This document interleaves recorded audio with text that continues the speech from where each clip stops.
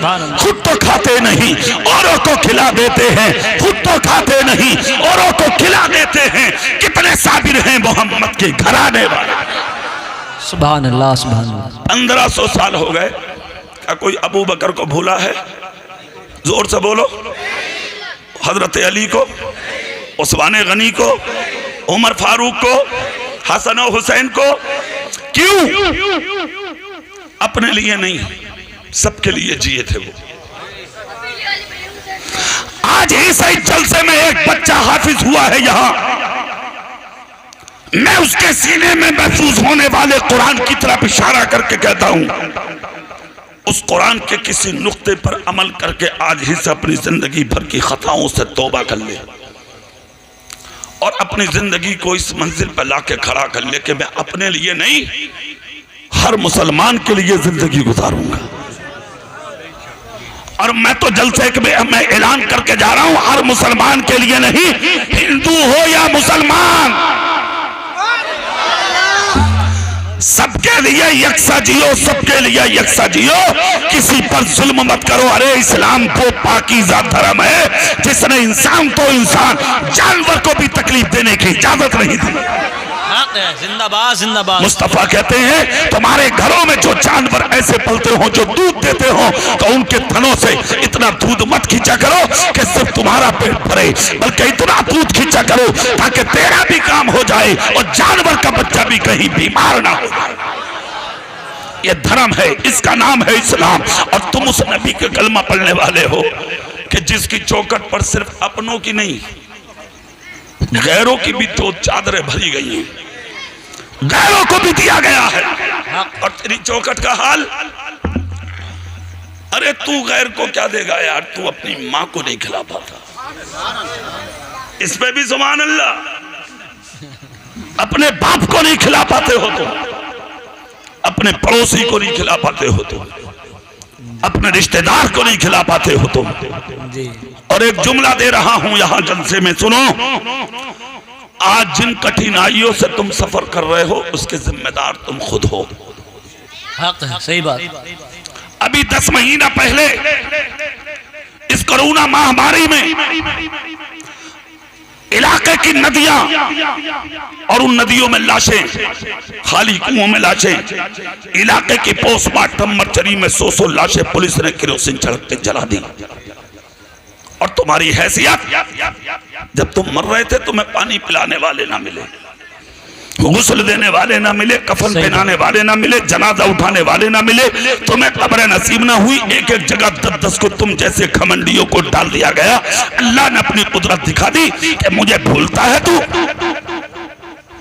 Helicopter में बैठा भूल गया कि हम बड़े हैं, फ्लाइट में बैठा भूल गया हम बड़े हैं, हवाई जहाज में उड़ा कहने लगा अरे मौलाना साहब आप तो मुसल्लो पे रह गए। हाफिज जी देख रहे साइंस तरक्की कर गई। हमने कहा कितनी तरक्की कर गई? कहा देख नहीं रहे हो, इंसान ने हवाई जहाज बना दिया और तुम मुसल्ले पे ही पड़े हो। हमने कहा हाँ, साइंस ने इतनी तरक्की की है कि पहले फुटकर से मरते थे, अब होलसेल से मर रहे।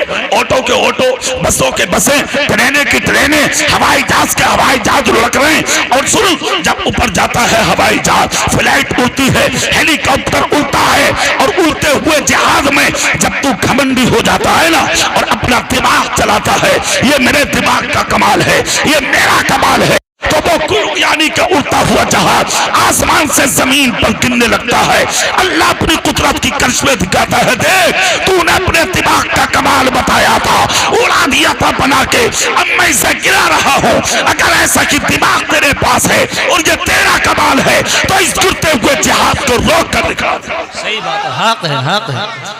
आज तक कोई ताकत ऐसी ना बनी, कोई इंजीनियर किसी माँ ने ऐसा पैदा ना किया जो उड़ता हुआ जहाज जब जमीन पर आए तो उसे रोक कर दिखा दे। पता ये लगा उड़ो जहाज में, मोटर की गोद में झूलो, मगर खुदा के लिए तुम खुदा को मत भूलो। क्या बात है, सुभान अल्लाह। गरीब रहो अमीर रहो मगर अल्लाह के होकर रहो। किसके होकर? तुम क्या तरक्की करोगे यार? तुम अपनी माँ को, भाई को, भतीजे को, भतीजे को, खानदानी को, पड़ोसी को, अपने रिश्तेदारों को नहीं देखते हो। ये हालात है तुम्हारे। तुम तरक्की की बात करते हो, ये सारी मुश्किलें आज तुम्हारे कमाइयों की वजह से आई हैं। जैसे कुरान ने कहा ना, मा असाबकुम मिन मुसीबतिन फबिमा कसबत अयदीकुम व याफू अन कसीर। तुम पर जो ये मुसीबतें आ रही हैं ये सब तुम्हारे हाथों के करतूत हैं। व याफू अन कसीर, वो तो अल्लाह तेरी बहुत सी खताओं को माफ कर देता है, वरना तुम इस लायक नहीं हो। तुम्हारे लिए आसमान से पानी बरसे, जमीन से गेहूं चावल निकले, पहाड़ों के बीच में से तुम्हें ऑक्सीजन मिले, हो इस लायक तुम? अरे देखा नहीं चंद महीने पहले थोड़ी देर हिचकियां ली, चले पकड़ के कहां जा रहे हो? बोले हॉस्पिटल। क्या हुआ? बोले ऑक्सीजन की कमी है। ऑक्सीजन किसे कहते हैं? ये जो चल रही है हवा, जोर से नहीं बोल रहे, यही तो ऑक्सीजन है। इसकी कमी हो गई तुझे, ऑक्सीजन की। हॉस्पिटल में एडमिट किया, नाक के जरिए 10-10 सिलेंडर पी गए, गैस पी गए तुम, और जब वापस आए 3 दिन में 4 दिन में तो 1 लाख का बिल, 1.5 लाख का, 2 लाख का, 2.5 लाख का दे दिया। मगर कभी गर्दन झुका के, मुसल्ले पे सर झुका के तूने ये सोचा, जिस रब ने 40 साल, 50 साल, 60 साल, 80 साल, 100 साल तक तुझे पहाड़ों के पत्थरों के बीच में से फ्री में ऑक्सीजन दी, क्या बात है, वाह वाह, फ्री में ऑक्सीजन मिली तुझे, वहां 2.5 लाख दिया, आज तक जाकर डॉक्टरों को थैंक यू बोलता है तू, नर्सों का शुक्रिया अदा करता है तू, अलग में जा जाके कंपाउंडरों को इनाम देता है तू, शुक्रिया, थैंक यू सर आपका, मेरी जान बचाई तुमने। जिसने 50 साल तक फ्री में ऑक्सीजन दी तुझे, कभी उस रब का शुक्रिया अदा किया है तूने? रातों को उठ के कभी उसके सर की, उसकी बारगाह में सर झुकाया है तूने? सुनो, तुम फजर नहीं पढ़ते, नाश्ता मिलता है तुम्हें, जोहर नहीं पढ़ते, खाना मिलता है तुम्हें, असर नहीं पढ़ते, चाय मिलती है तुम्हें, मगरिब नहीं पढ़ते, खाना मिलता है तुम्हें, ईशा नहीं पढ़ते, सुकून की नींद मिलती है तुम्हें। कभी सीने पे हाथ रख के सोचा कि ये सब आया कहां से, क्यों मिलता है, कहां से मिलता है? कभी सोचा तुमने? इमाम आजम अबू हनीफा कहते हैं, तुम तो सो जाते हो खा के पैर फैला के, मगर तुम्हारे गांव में, तुम्हारे कस्बों में, तुम्हारे मोहल्लों में, तुम्हारे शहरों में, जिस जहत में तुम रहते हो उसी समत में कुछ ऐसे भी होते हैं जो रात को सोते नहीं है, मुसल्लों पर सर झुका के अल्लाह का जिक्र करते हैं। उन्हीं के जिक्र की वजह से खुदा तेरी और तेरी औलादों के खाने का इंतजाम फरमा देता। सुभान अल्लाह, सुभान अल्लाह, वाह वाह। मैं ये कहना चाहता हूं, अपने लिए तो बहुत जी लिए आप, दूसरों के लिए जीना शुरू करो, और दूसरों के लिए जिस दिन तुम जीना शुरू कर दोगे, अल्लाह तुम्हें ऐसी जिंदगी देगा कि तुम्हें नस्लें याद रखेंगी। 1500 साल हो गए, आज तक मेरे नबी को कोई नहीं भूला है, और कयामत तक भूलेगा भी नहीं। क्यों नहीं भूलेगा जानते हो? एक बात याद आ रही है, पूरी ताकत से सुभान अल्लाह बोलो तो मैं सुना दूं तुम्हें। सुभान अल्लाह। एक औरत थी मदीने में, शोहर का इंतकाल हो गया उसके। जब उसके शोहर का इंतकाल हुआ औरत के, तो छोटी सी बच्ची छोड़ के मरा था। वो 7 साल हो गए मरे हुए। कितने साल? 7 साल की बच्ची होशियार हुई, और जब होशियार हुई तो एक दिन 7 साल की बच्ची अपनी माँ के पास आई, आकर कहा, माँ आज मुझे रोना आ रहा है एक बात पर। कहा कौन सी? कहा माँ क्या जिसका बाप नहीं होता उसकी बच्ची के सर पे कोई हाथ नहीं रखता? जिसका बाप नहीं होता क्या उसकी बच्ची को कोई प्यार नहीं करता? ए माँ, जिन औरतों के शोहर नहीं होते तो क्या उनकी बीवियों को ओढ़ने के लिए कोई चादर नहीं देता? ए माँ, क्या जिनका कोई नहीं होता क्या उनको कोई प्यार भी नहीं करता? खुदा की कसम कुर्बान जाओ। इतना जब कहा तो औरत ने पकड़ा बच्ची को, सीने लगा के कहा, बेटी रो मत। कहा माँ मुझे अफसोस है एक चीज पर। कहा कौन सी चीज पर? कहा माँ मुझे इस चीज पर अफसोस हो रहा है कि आज मेरे घर में चूल्हा जले 3 दिन हो गए, खाना बने 3 दिन हो गए, भूख की वजह से मेरी जबान बाहर आ रही है। माँ रोकर कहती है, बेटी सब्र कर ले, आवाज बुलंद मत कर, इतने दिन तेरे बाप को मरे हो गए मगर आज तक मेरी आवाज को किसी ने नहीं सुना। 7 साल की बच्ची ने जब इतना सुना तो माँ को बेहोश देखा और उसके बाद ये बच्ची 7 साल की हाथ में प्याला ली और मदीने में निकल गई और जाकर दरवाजों पे भीख मांगने लगी। सुबह से शाम तक अपने हालात बताए, किसी ने एक रोटी ना दी, घर में आके सो गई। दूसरा दिन फिर गई, फिर किसी ने एक लुकमा ना दिया। तीसरा दिन फिर गई, फिर किसी ने ना दिया। जब चौथा दिन आया तो प्याला माँ के कदमों में डाल के बोली, माँ अब जी चाहता है कि मैं मर जाऊं, इस दुनिया में अब जीने बिल्कुल दिल नहीं करता। औरत ने कहा, बेटी हुआ क्या? कहा, माँ खुदकुशी करने जी चाहता है। 3 दिन हो गए, किसी ने एक लुकमा नहीं दिया है, मुझे इतना सुनना था। औरत ने कहा, बेटी सब्र कर। कहा, हरगिज नहीं, अब मरना है तो मरना है। इतना जब कहा तो औरत समझ गई मेरी बच्ची के दिल पे बात लिख चुकी है, हो सकता है ये गलत कदम उठा ले। औरत बोली, बेटी सुन, 3 दिन तक अपनी मर्जी से घूमी थी तू, आज का दिन मेरी मर्जी से चली जा।